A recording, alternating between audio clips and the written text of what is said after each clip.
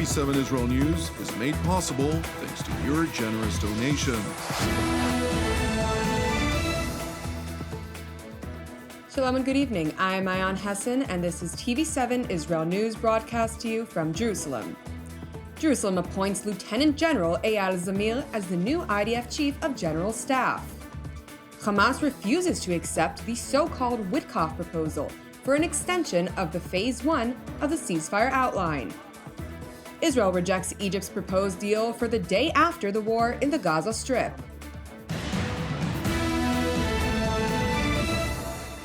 The Israel Defense Force have a new commander-in-chief, the 24th Chief of General Staff, Lieutenant General Eyal Zamir. In a change of command ceremony at the IDF headquarters in Tel Aviv, outgoing Chief of General Staff, Lieutenant General Herzi Halevi, took responsibility for the military's failure to protect the citizens of southern Israel on October 7, 2023, citing this major catastrophe as the reason for his decision to relinquish his post. When the state that you love so very much is under threat, there is no place you'd rather be in than at the position which I found myself, to lead and influence. I would have preferred to have prevented October 7th. I would, of course, have preferred that none of this would have happened. This was my watch, and whatever happened was under my responsibility, and I carry it with me for eternity. In the name of responsibility, I also end my post. While the failure to prevent Hamas's atrocities will regrettably taint General Halevi's legacy as IDF Chief of General Staff, Prime Minister Benjamin Netanyahu asserted that he will nevertheless be credited with the IDF's undisputed successes that followed October 7th. We did not break down, we recovered, we prioritized tasks to the regular and reserve forces and the IDF, under your command, eliminated tens of thousands of terrorists, destroyed countless terror infrastructure, got rid of mass murderers, rooted out the killing in the Gaza periphery communities. We reached the mountaintop of the Hermon, which you visited, if I'm not mistaken, yesterday, which of course wasn't the first time.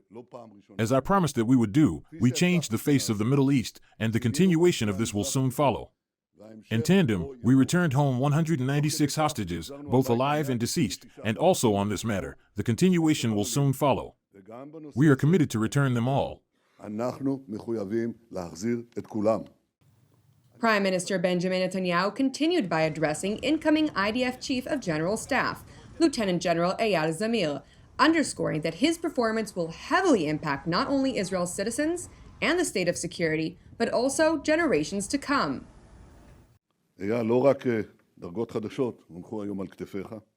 Eyal, not only new ranks were placed on your shoulders as the 24th Chief of General Staff, but also very heavy responsibility. We find ourselves amid the height of a long campaign, the war of redemption that is being waged in 7 fronts.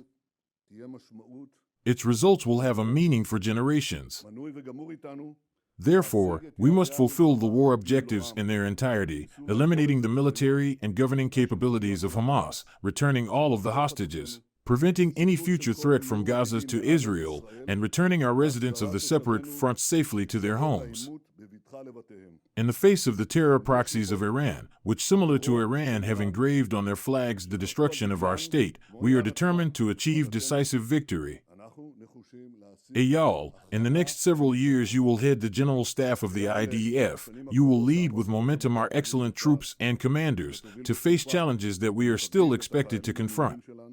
Offensiveness, decisiveness, determination, a sense of capability, a spirit of a just path, all these are the foundations of our work to guarantee the eternity of Israel.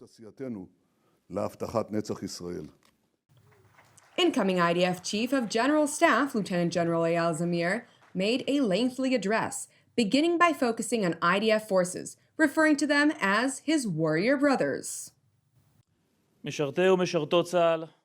IDF service members, my warrior brothers, from your ranks I have grown, and to your ranks I return, to you tank crewmen of the armored cavalry, to the warriors of the reconnaissance units, infantry, the engineering corps, and the bulldozers operating in the alleyways, to the artillery positions, the forward observers along the borders, our pilots in the air, and our sailors at the sea, You, the warriors of the regular, professional, and reserve forces, on your shoulders falls the majority of this journey. You are the Zionist arrowhead and protectors of the Jewish nation. General Zamir concluded his remarks by underscoring he will fulfill the task for which he was appointed, leading the Jewish state to triumph. We will not forgive or forget. This is an existential war. We will persist in the campaign to return the hostages and defeat the enemy.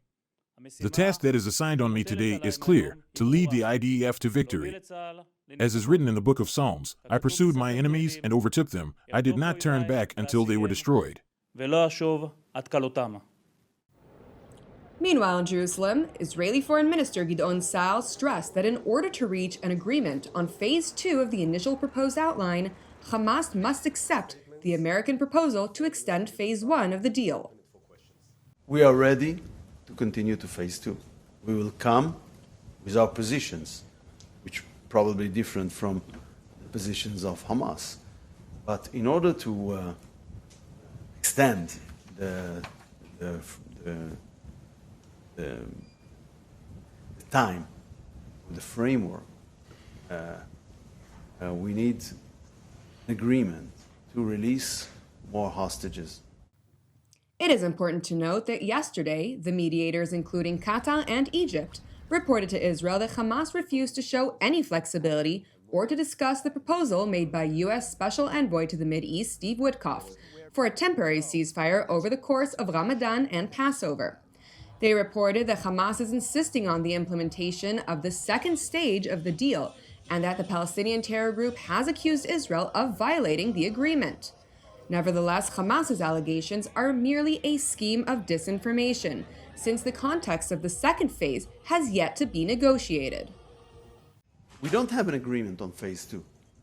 We demand total demilitarization of Gaza Strip, Hamas and Islamic Jihad out, and give us our hostages.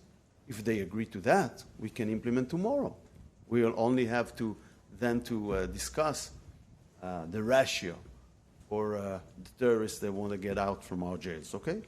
It was not agreed in the agreement. It was left to be agreed on Phase 2. There is no shelf agreement on Phase 2. There's nothing in it.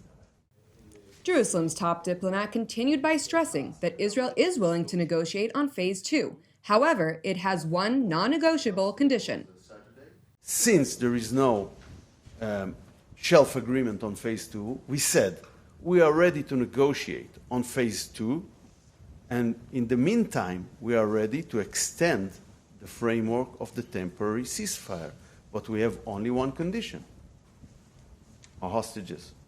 We want to release hostages. If it is not agreed, so it is not agreed.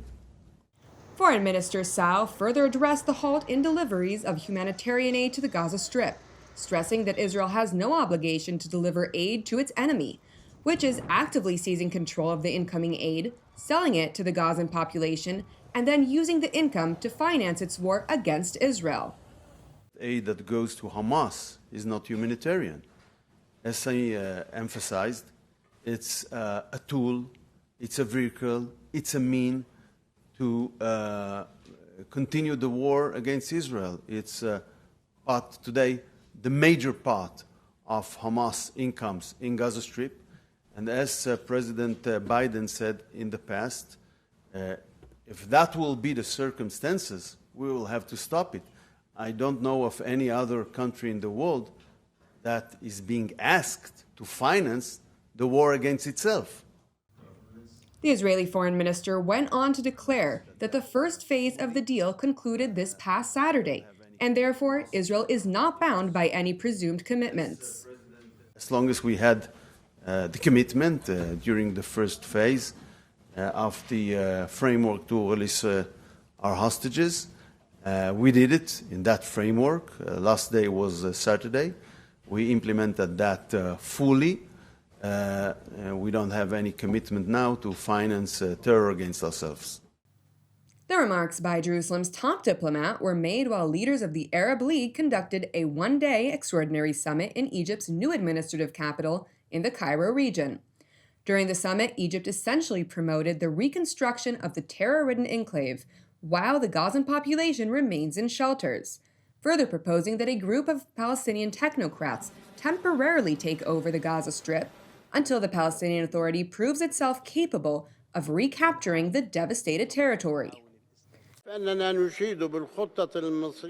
We welcome the Egyptian-Palestinian-Arab plan to rebuild the Gaza Strip with the Palestinians in their homeland without displacement. And we call on President Donald Trump to support reconstruction efforts on this basis and not on any other basis. Following the summit's conclusion, the Israeli Foreign Ministry announced that the statement issued at the emergency summit of the Extraordinary Arab Summit fails to address the realities of the situation following October 7, 2023, remaining rooted in outdated perspectives. Notably, Hamas's brutal terrorist attack, which resulted in thousands of Israeli deaths and hundreds of kidnappings, is not mentioned, nor is there any condemnation of this murderous terrorist entity, despite its well-known documented atrocities and the threat it poses to Israel and the region. The statement continues to rely on the Palestinian Authority and UNRWA. Both have repeatedly demonstrated corruption, support for terrorism, and the failure in resolving the issue. Thank you for watching TV7 Israel News. I'm Eyal Hassan, wishing you an Erev Tov, keep praying for the peace of Jerusalem, and we will see you during our next update. Until then, Shalom from Jerusalem.